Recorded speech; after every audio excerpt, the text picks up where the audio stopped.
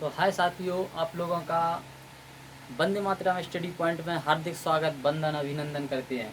और आप लोगों के लिए ये कि साइंस स्पेशल का बैच स्टार्ट हो चुका है, जो कि कल एक फर्स्ट वीडियो आ चुकी है आप लोगों के लिए, जो साइंस यानी बायोलॉजी स्टार्ट कर दी है।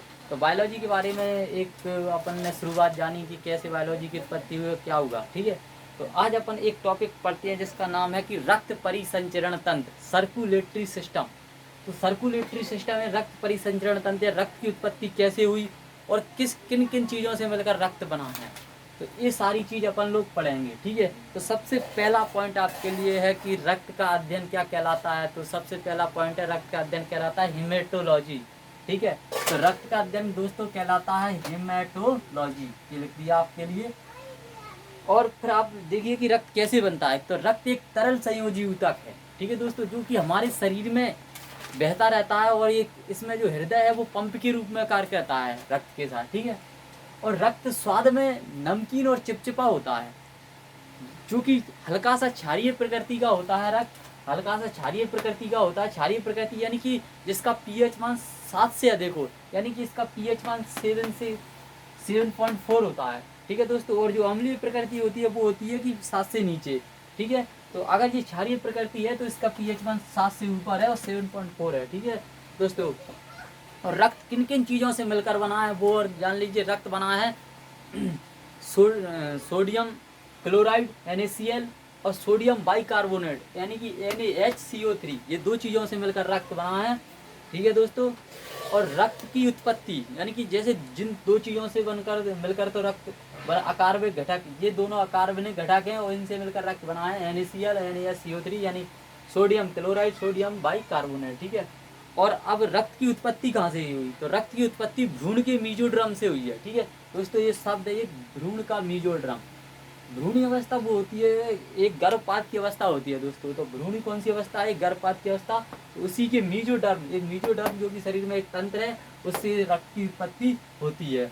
और आगे अपन चलते हैं कि आगे इसका भ्रूण मतलब भ्रूणी अवस्था में इसका निर्माण कैसे होता है, कब होता है। तो अगर जैसे ही कोई मतलब अगर भ्रूण यानी कि प्रेग्नेंट अगर कोई भी जो अगर महिला है, तो अगर उसमें रक्त का निर्माण होगा वो कहाँ से होगा, भ्रूणी अवस्था में होगा, यकृत और प्लीहा से। ठीक है दोस्तों, और अगर जन्म के बाद अगर जो बच्चे में जो रक्त का पैदा होता है वो कहाँ से होता है। हर किसी में अगर जन्म हो जाता है उसके बाद रक्त अस्थि मज्जा यानी कि रक्त की उत्पत्ति अस्थि मज्जा से हो जाती है। तो ठीक है, और इसका क्या होता है, जैसे ही अगर जैसे हमारा जन्म होगा उसके बाद रक्त की उत्पत्ति कहाँ से होने लगी, अस्थि मज्जा से।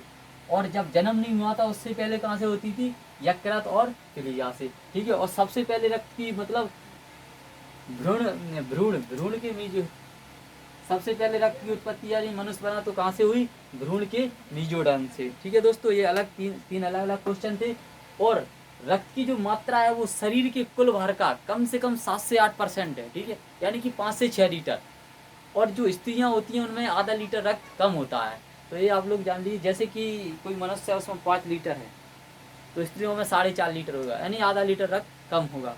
तो दोस्तों जो मैंने आपको बताया कि रक्त की उत्पत्ति कैसे हुई, कहाँ से हुई, तो एक बार और आप लोग जान लीजिए कि रक्त में क्या क्या हुआ। सबसे पहले रक्त का अध्ययन को बोलते हैं हेमेटोलॉजी, और उसके बाद जो रक्त के अध्ययन को हेमेटोलॉजी। और रक्त एक तरल संयोजी ऊतक है, ये बहुत मोस्ट क्वेश्चन है जो पूछा जाता है कि रक्त कैसा है। तो रक्त एक तरल संयोजी ऊतक है जो कि स्वाद में नमकीन और चिपचिपा होता है, जिसकी क्षारीय प्रकृति का होता है और पीएच मान 7.4 होता है, जो दो अकार्बनिक घटकों से मिलकर बना होता है, NaCl यानी सोडियम क्लोराइड NaSCO3 यानी सोडियम बाइकार्बोनेट। रक्त की उत्पत्ति भ्रूण के मीजोडर्म से होती है। भ्रूणी अवस्था में रक्त की उत्पत्ति यकृत और प्लीहा से होती है। जन्म के बाद रक्त की उत्पत्ति अस्थि मज्जा से होती है।